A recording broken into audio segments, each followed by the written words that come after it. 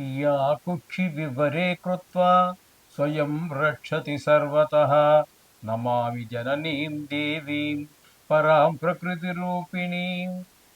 మాతృదేవో భవ, పితృదేవో భవ.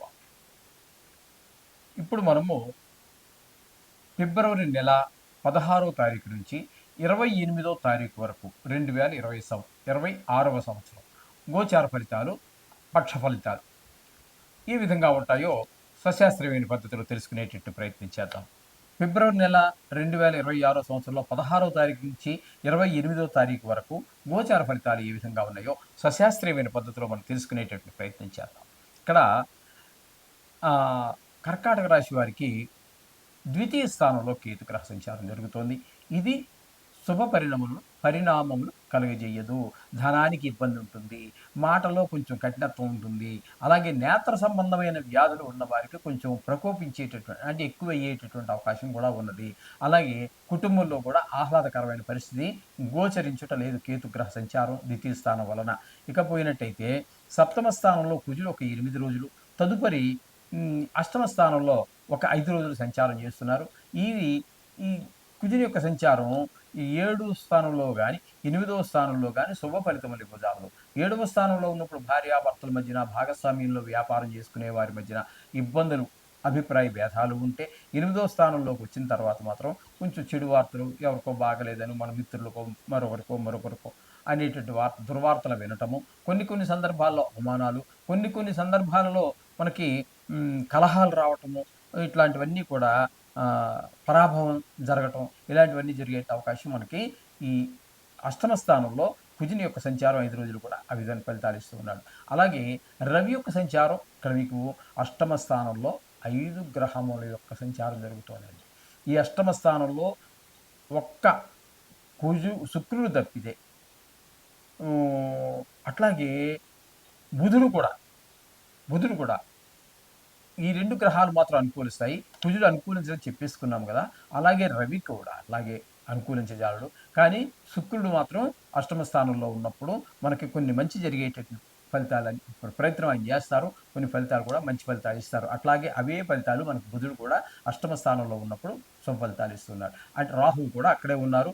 ఈయన మరింత వీరన్నిటికంటే కూడా కొంచెం కఠినమైనటువంటి ఫలితాల్ని మనం కొంచెం తట్టుకోవడానికి కూడా 3 గ్రహాలు అష్టమ స్థానంలో వ్యతిరేక ఫలితాలు ఇస్తూ కారణంగా మనకి కొంచెం ఇబ్బందికరమైన పరిస్థితి ఉంటుంది. ఈ విధంగా రాహు కూడా మనకి ఇబ్బంది పెడుతూ ఉంటారు. ఇక 9వ స్థానంలో శని యొక్క సంచారం జరుగుతోందండి.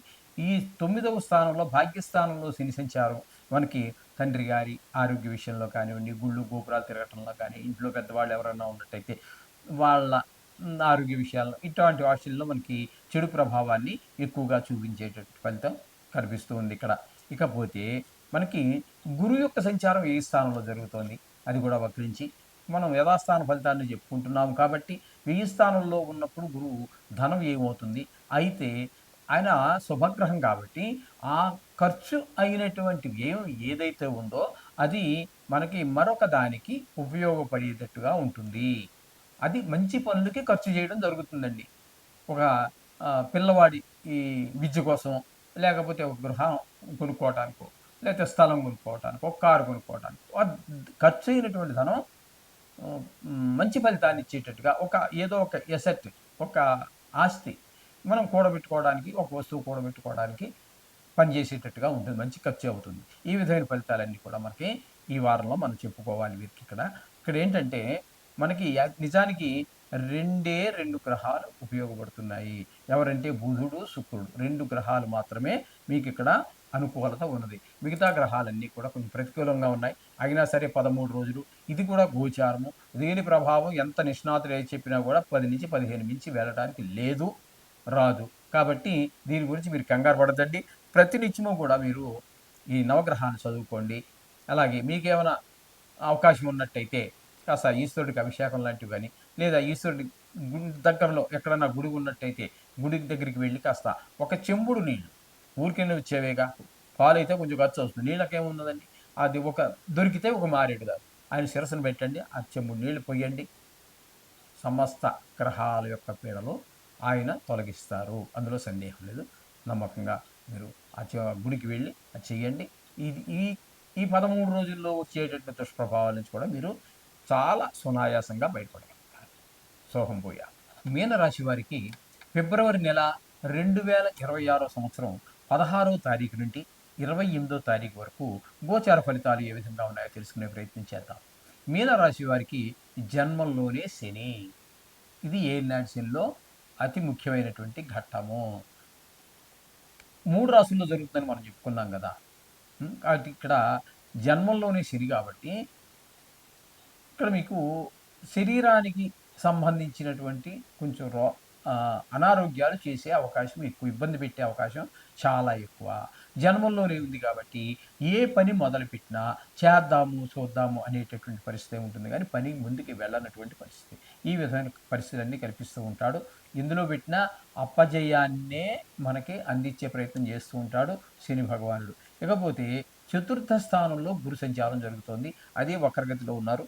ఏదేమైనప్పటికీ కూడా చతుర్థ స్థానంలో గురు సంచారము గోచార రీత్యా శుభఫలితములను ఇవ్వజాలం. ఓకే. ఇకపోతే 6వ స్థానంలో కేతుగ్రహ సంచారం జరుగుతోంది. 6వ స్థానంలో కేతుగ్రహ సంచారం మాత్రం సుఫలితాలు ఇస్తుంది. ఆరోగ్యం బాగుండే విధంగా చూస్తారు. రుణాలు ఉంటే తీర్చగలుగుతాము, లేదా రుణం కావాలి, రుణం పుడుతుంది. మొత్తం మీద డబ్బులకి ఇబ్బంది లేనటువంటి పరిస్థితిని కేతు భగవానుడు మనకి అందిస్తూ ఉన్నారు ఇక్కడ. ఈ విధమైన పరిస్థితి. కొంతమంది ఎందుకో అప్పుడు దాకా శత్రువులుగా ఉన్న వాళ్ళు కూడా మనకు మిత్రత్వం కోసం వాళ్ళే ప్రయత్నం చేస్తూ ఉంటారు. ఈ విధమైన ఫలితాలన్నీ కేతుగ్రహ షష్టమ స్థాన సంచారం వల్ల కలుగుతూ ఉంటాయి. ఇకపోతే ఏకాదశ స్థానంలో కుజుడు ఒక 8 రోజుల పాటు సంచారం చేస్తూ ఉన్నారండి. అక్కడ మాత్రం ఆయన ఏకాదశి స్థానంలో ఉన్నారు కాబట్టి కాస్త ధనానికి లోటు లేని పరిస్థితి 8 రోజులు చేస్తారు.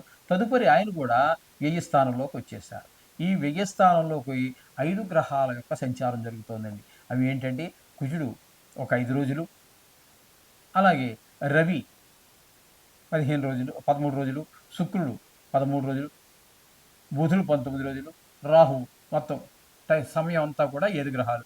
ఇందులో మనకి యోగించేటటువంటి గ్రహం ఏది అన్నట్టయితే ఒక్క శుక్రుడు మాత్రమే 12వ రాశిలో యోగించేటటువంటి ఏకైక గ్రహం. కాబట్టి ఒక్క శుక్రుడు మనకి యోగకారకుడు అవుతున్నాడు, కేతు ఒకడు యోగకారకం అవుతున్నారు. కాబట్టి 2 గ్రహాల యొక్క అనుకూలత మాత్రమే మనకి. కుజుడు కూడా ఒక 8 రోజులు ఏకాదశి స్థానంలో, అంటే 2 గ్రహాలు పూర్తిగాను, కుజుడు పాక్షికంగాను, అంటే 2.5 గ్రహాలు మాత్రమే మనకు అనుకూలమైనటువంటి ఫలితాన్ని ఇస్తూ ఉన్నాయి. కాబట్టి మనము ఖచ్చితంగా నవగ్రహాల యొక్క శ్లోకాలు రోజు చదువుకోవటము, వీలుంటే కాస్త గుడికి వెళ్ళి నవగ్రహాలు ఉన్నట్టయితే ప్రదర్శన చేయటం, ఇది చాలా ముఖ్యంగా గమనించుకోండి. భక్తిపూర్వకంగా చెయ్యండి. చేసిన 5 నిమిషాలు చేస్తారో 2 నిమిషాలు చేస్తారో మనసు దేవుడి మీద పెట్టి భక్తితో చేయండి. భక్తి లేకపోతే వృధా. పువ్వులు దండగా, ఫలాలు దండగా, సమయం వృధా. మనకి ప్రతి పూజలో కూడా లాస్ట్లో మనకి చెప్పిస్తారు అయ్యగారు, మంత్రహీనం, క్రియాహీనం, భక్తిహీనం. మంత్రంహీనమైన పంప ములిగేది లేదు, క్రియాహీనం ఆయన చెప్పినట్టు కాకుండా ఆయన ముక్కు పట్టుకుంటే నువ్వు చెవి పట్టుకున్నావు, ఇలాంటి పనులు చేసినా దానివల్ల ఒరిగే నష్టపోయేది ఏమి లేదు. భక్తిహీనం అంటే మొత్తం దండగా.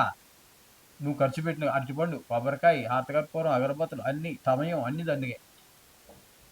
నువ్వు ఆ పూజ చేయడం వల్ల ఏంటంటే పంతులు గారికి ఏవో నువ్వు ఇస్తావు చూడు దక్షిణ, అది ఒకటే ఆయన లాభం అంతే. భగవంతుడికి కానీ నీకు కానీ ఏమి అక్కడ ఒరిగేది ఏమి ఉండదండి. చేత భక్తి అనేది చాలా చాలా చాలా ముఖ్యమైనటువంటి విషయం, గమనించుకుంటారు. శుభం భూయాలు.